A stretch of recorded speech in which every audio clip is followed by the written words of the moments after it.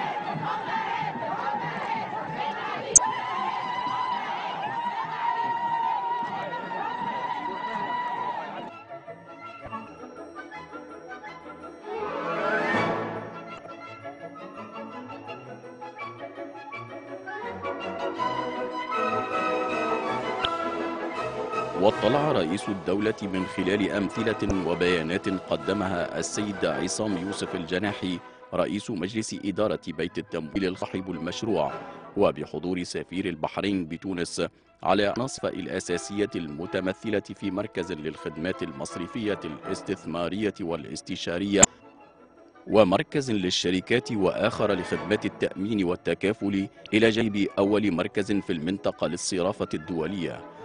كما سيتم في إطار هذا المشروع الكبير بعث مدرسة للأعمال التجارية الدولية بما يساهم في تكوين المهارات والكفاءات في القطاع المالي الدولي وقطاع خدمات الدعم والتزويد. ومن المنتظر أن يتيح مرفأ تونس المالي إحداث قرابة 16 ألف فرصة عمل خاصة لحاملي الشهادات العليا. كما سيتضمن المشروع على المستويين التجاري والترفيهي ولا تجيب للمواصفات البيئية مرسى وملعبا للجولف.